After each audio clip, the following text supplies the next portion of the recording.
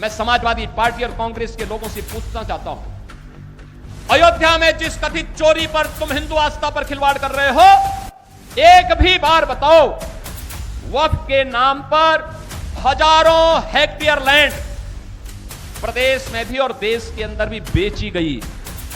एक भी बार ये लैंड गरीब की थी, कमजोर तबके के लोगों की थी।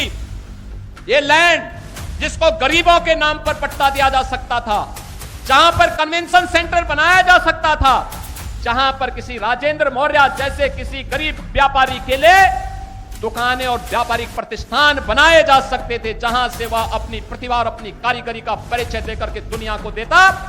इन्होंने वक्फ के नाम पर उस लैंड को कब्जा करवा करके, बेच करके, और कुछ चुनिंदे लोगों ने वक्फ के नाम पर उस लैंड का वारा न्यारा किया है। एक भी बार कांग्रेस और समाजवादी पार्टी बोली नहीं, एक भी बार बोली नहीं। अयोध्या के बारे में तो मैंने पिछले दिनों ही कहा था, अयोध्या में श्री राम जन्मभूमि तीर्थ क्षेत्र न्यास ने उत्तर प्रदेश सरकार से एसआईटी के गठन की बात की थी, और मैंने कहा था एसआईटी दूध का दूध और पानी का पानी करके रहेगी। और बहनों और भाइयों, अयोध्या में एसआईटी ने जो जांच की, प्रारंभिक रिपोर्ट के आधार पर ट्रस्ट ने कार्रवाई करते हुए एफआईआर दर्ज कराई।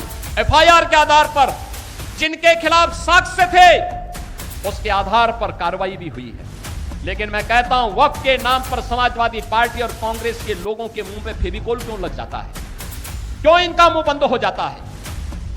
कैसे ये लोग हिंदुओं के धार्मिक स्थलों पर हिंदुओं के द्वारा दिए गए पैसे का दुरुपयोग कब्रिस्तान की बाउंड्री के नाम पर करते थे? तब आस्था आहत नहीं हो रही थी। जब ये इलीगल स्लॉटर हाउसेज चलाते थे, गौ माता की हत्या करवाते थे, गौ माता को तस्करों के हाथों में पिछवाते थे, तब क्या हिंदुओं की आस्था आहत नहीं हो रही थी? जब अयोध्या में राम भक्तों पर गोली और लाठी चलाते थे, क्या तब हिंदुओं की आस्था आहत नहीं हो रही थी? जब इनके द्वारा भगवान राम और भगवान कृष्ण को काल्पनिक कहा जा रहा था, तब क्या हिंदुओं की आस्था आहत नहीं हो रही थी?